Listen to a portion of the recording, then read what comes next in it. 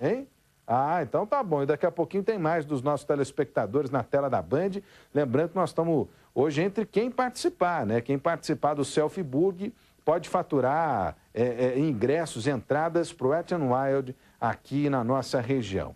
Olha, essa história abriu o nosso Brasil Urgente. A Fernanda Marion é quem vai trazer os detalhes para a gente. Uma mulher esfaqueada e morta pelo próprio marido no fim de semana. Ela estava de carro, né? Foi abordada pelo homem que tentou fugir e depois foi preso. Foram 15 facadas que tiraram a vida dessa senhora. A Fernanda Marion traz os detalhes. Deixa eu ver a reportagem aqui, ó. Olho na notícia.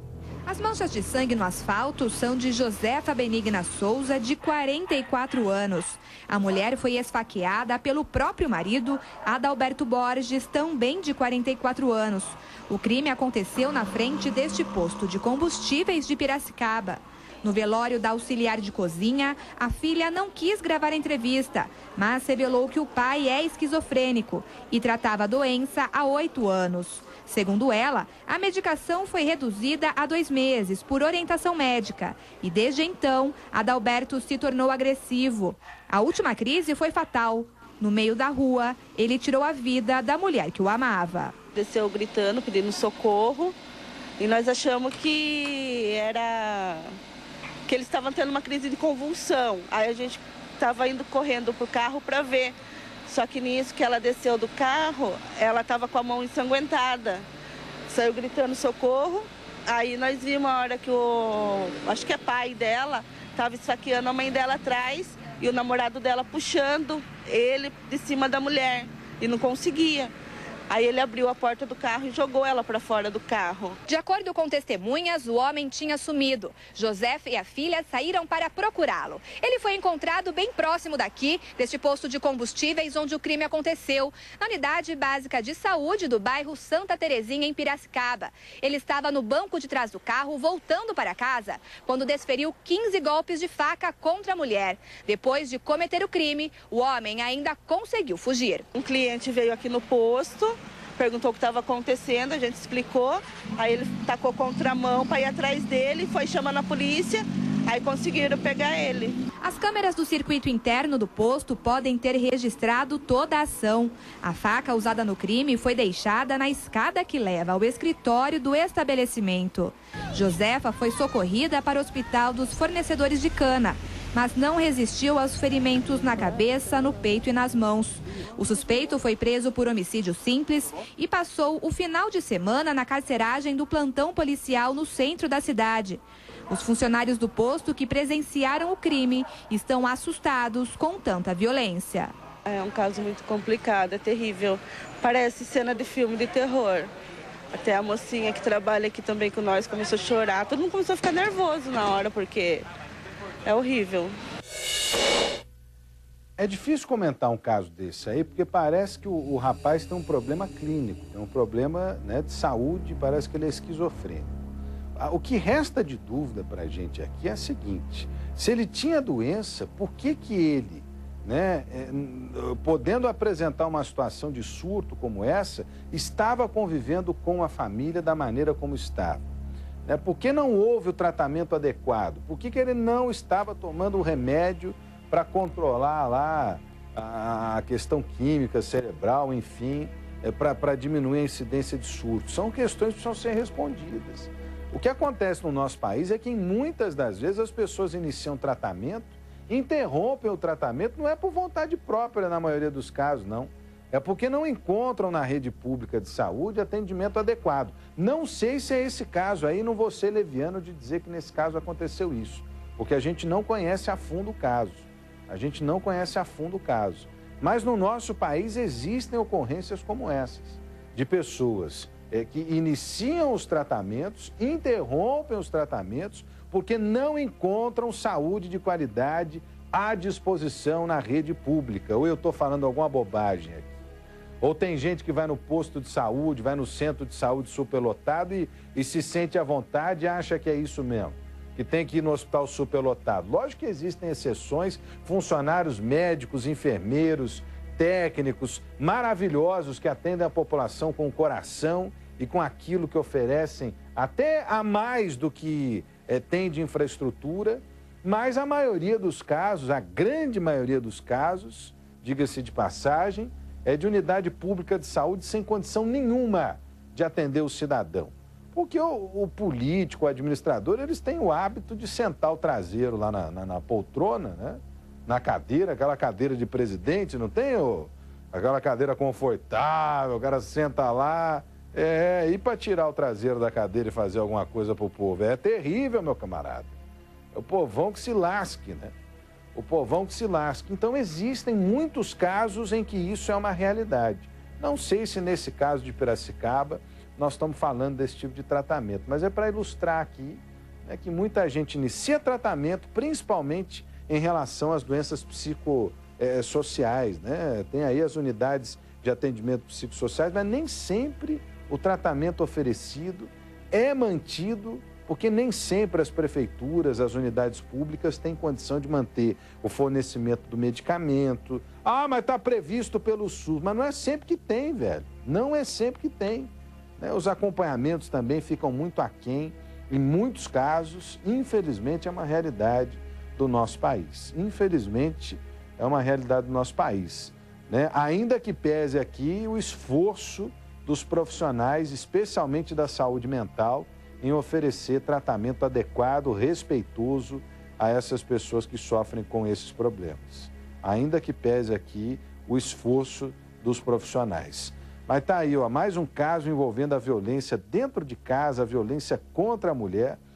Caso terrível, chocante, né? E parece que o homem esfaqueou a mulher na frente dos filhos. Meu Deus do céu, coisa terrível. Vem comigo aqui, olha. Parentes e amigos do jovem que morreu depois de se acidentar e ser envolvido num acidente com um carro na contramão e conduzido por um motorista embriagado na rodovia dos Bandeirantes no mês passado, vão fazer hoje uma homenagem ao rapaz. Aliás, um protesto, viu? Para pedir a partir das 7h30 da noite justiça. O ato, uma forma de pedir providências para o caso. Parece que o responsável pelo acidente segue detido, é isso, Felipe? Segue detido. O que os familiares querem é punição, combate à impunidade. Deixa eu ver a reportagem da Andréa Marques sobre esse caso. Tá aqui, ó. Olho na notícia. O vídeo foi gravado um dia antes do acidente. Aqui, Paulo Henrique Maia mostra o perfil corajoso. A alegria era uma marca do jovem. Ele tomava banho gelado no frio, que seria, na verdade, para mostrar o quanto eles tinham coragem, o quanto que eles eram fortes, uma brincadeira mesmo. Mas o sorriso de Paulo Henrique foi calado há 2 semanas de forma trágica. Ele morreu a caminho do trabalho quando seguia pela rodovia dos Bandeirantes. O carro em que ele estava foi atingido por um outro veículo que vinha na contramão. O motorista assumiu que tinha ingerido bebida alcoólica e foi exatamente o que o bafômetro apontou. Um acidente é algo que acontece sem querer, que você não acha que você vai cometer aquilo, que de repente acontece de você esbarrar em alguém ou, né? Mas não o que ele fez mesmo. Dirigiu na contramão, bêbado, andou de um lugar onde ele nem sabia onde estava indo para chegar até aqui, não sabia nem qual era essa cidade, Sumaré. De repente, quando meu marido entrou na rodovia dos Bandeirantes, ele não chegou a entrar, o cara já estava em cima dele. Não foi um acidente, é isso que eu vou brigar por isso. Hoje, para prestar uma homenagem ao marido, Amanda decidiu reunir amigos, parentes e sair às ruas. Camisetas com a foto do jovem também devem ajudar a chamar a atenção sobre a violência no trânsito. Eu acho que você pode beber, você pode aproveitar a sua vida, mas eu acho que você tem que, de uma certa maneira, saber que você pode estar arriscando a sua vida e a vida de outras pessoas também, porque essa pessoa que fez isso com meu marido, ela não matou só o meu marido. Ela matou uma família. Uma família de mãe, pai, irmãos, esposa. Eu tinha sonhos com ele. Amanda e Paulo Henrique tinham uma relação de mais de 10 anos. O jovem exibia o amor pelos esportes e pela vida e traçava planos ao lado da esposa. Viver intensamente, ame hoje, sorria hoje, chore hoje, né? Que talvez o amanhã possa não vir. O motorista responsável pelo acidente, o empresário Wendel Pereira dos Santos, de 34 anos, foi preso em flagrante por homicídio doloso, quando o autor assume a intenção de matar por dirigir embriagado. A família espera que o homem, que segue internado no hospital de Sumaré, seja levado para a cadeia quando tiver alta. Não é nada que pague e não vai trazer meu marido de volta. Mas o mínimo que a gente pode fazer, eu acho que é justiça aqui. Eu tô tentando fazer o seguinte, um dia de cada vez. E eu tento pensar assim, só por hoje. E aí o dia vai, passa, e é como se ele estivesse comigo o tempo inteiro. A dor e a saudade, ela nunca vai passar. Eu acho que com o tempo a gente pode aprender a viver com essa dor, mas passar nunca. E tomara que não haja mais um caso de impunidade. O primeiro passo foi dado pela doutora Sandra, que é delegada lá de Sumaré, e que pediu a prisão. Aliás, ela determinou a prisão, a prisão em flagrante do motorista. Né? Pelo homicídio doloso, ele segue sob escolta, porque está internado em um hospital de Sumaré, depois de ficar ferido nesse acidente. Olha, já tem aí, o pessoal, mais do Selfieburg? Então deixa eu já ver na tela cheia aí, Selfieburg. Os nossos telespectadores estão concorrendo hoje a entradas para o Parque Aquático Wet n Wild. Cida Fernandes está participando aqui. Ellen Eleutério também. Obrigado, Ellen, pela audiência. Quem mais? O Diego, um abraço para o Diego. Está acompanhando o nosso Brasil Urgente. William Souza, pegou eu e Felipe Pereira lá, o William lá, ó. Foi agora há pouco. Quem mais? Quem mais? Dani. Obrigado, Dani, pela participação. Tem mais gente, é gente pra caramba. Olha lá, Luciana Ramos está participando também. Nivaldo Francisco, tricolor, olha lá o Nivaldo. Ó. Nivaldo Francisco, quem mais? Cléder Magalhães e Taco Fuleco ali, é isso? É o Fuleco da Copa, meu camarada. Lucas Camargo está participando. Como é que é, Felipe? Hein? Não era o Fuleco? O que era aquilo lá? Era o Fuleco, sim, rapaz. Vocês é que estão de brincadeira comigo. Quem mais? Quem mais? Hein? Tem mais telespectadores aí, daqui a pouquinho a gente traz para você, porque antes do fim do programa a gente vai trazer o resultado de quem levou aqui as entradas para o Parque Aquático Wet n Wild. Olha, a Fernanda Marion já está ao vivo comigo, ela vai trazer detalhes do caso envolvendo esse absurdo que foi o ataque a um idoso de 82 anos, morto por um criminoso lá na cidade de Limeira. Só para a gente esclarecer, eu já vou chamar a reportagem aqui, Fernanda. Nós estamos falando de um idoso que, além da idade avançada, 82 anos, tinha outros problemas de saúde, não é isso? Boa tarde para você. Boa tarde, Rodrigo. Boa tarde a todos. Exatamente. Além de ser um idoso de 82 anos, o seu José Santana era cego desde os 20 e ultimamente apresentava problemas de audição. Ele escutava, mas não escutava muito bem, Rodrigo. Quer dizer, não enxergava e não escutava direito. Não enxergava e não escutava direito. Aí o sujeito entra na casa dele, anuncia o assalto, entra em luta corporal com um idoso de 82 anos e mata um idoso de 82 anos. A Fernanda Marion foi até o local do crime e traz nessa reportagem para a gente, inclusive, a fala de testemunhas do delegado responsável pelo caso. Vamos acompanhar junto aqui, Olho na Notícia. Esta casa, no Jardim Piratininga, em Limeira, foi palco de um crime covarde. O quarto ficou revirado. As manchas de sangue são o que restou da luta entre o suspeito e o idoso de 82 anos. José Santana era cego e tinha dificuldade para ouvir. Ele foi abordado pelos bandidos no início da manhã. O bandido não teve dificuldades para entrar na casa da vítima. O morador não tinha o costume de trancar o portão com cadeado, porque achava o bairro tranquilo. O indivíduo se aproveitou dessa situação, abriu o portão, caminhou pelo corredor até chegar a esta porta de madeira. Mas foi surpreendido pelo seu José. Os dois entraram em luta corporal. Depois de tudo isso, o indivíduo conseguiu fugir com uma garrafa de champanhe e ainda alguns relógios da vítima. Dona Isabel cuidava do idoso. Ela estava na casa do fundo quando ouviu o barulho, que vinha do quarto de seu José, e acionou a polícia. Eu escutei como se ele tivesse caído para o chão e ele gemendo.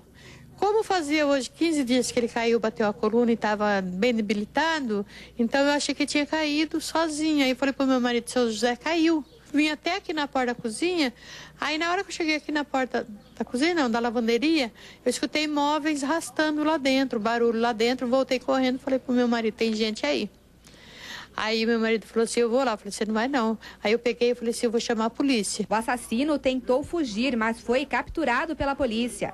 Na delegacia, Rafael Christopher da Rocha, de 30 anos, que é usuário de drogas, confessou o crime. Confessou com detalhes que houve a luta corporal, que ele realmente subtraiu as coisas, que são aí um relógio, uma garrafa de bebida, entendeu? E saiu para fora e ia vender essas coisas, entendeu? Foi pego com essas coisas. O delegado que atendeu a ocorrência acredita que a vítima tenha se assustado com a movimentação do criminoso. Nós nunca sabemos qual que é a reação que a vítima vai ter. Por ser uma pessoa idosa e morar sozinho, né, de repente, por um barulho que ele ouviu, ele agarrou a primeira coisa que apareceu pela frente.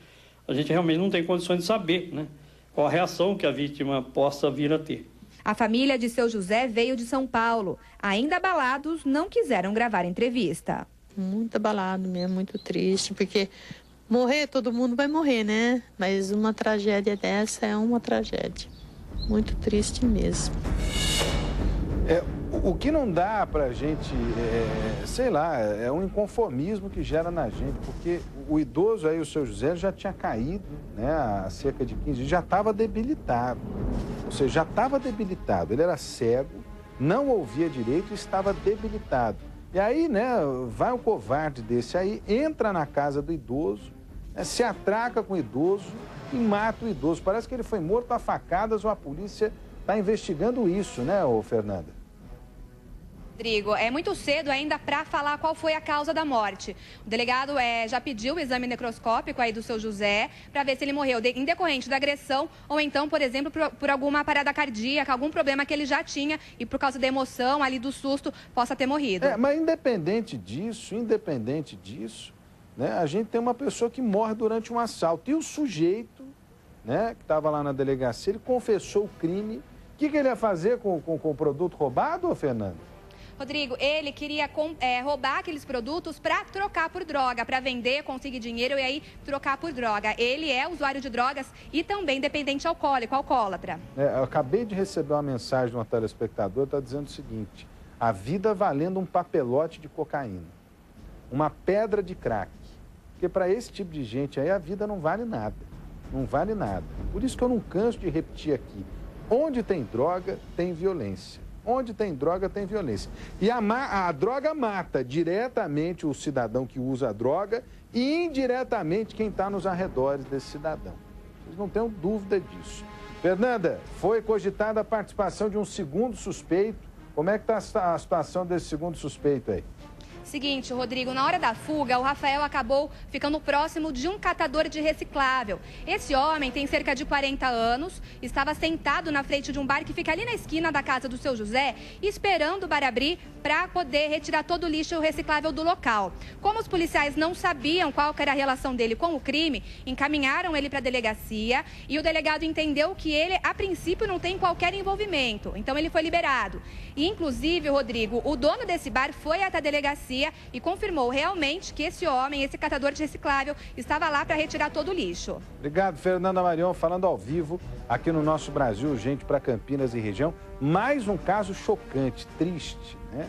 Em que a vida das pessoas de bem, não vale nada na mão desses criminosos. São criminosos, né? E outros roubando para sustentar o vício.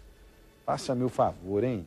Deixa eu passar rapidinho pelos vencedores aqui, quem vai levar a entrada para o Parque Aquático Wet n Wild, o Felipe Pereira.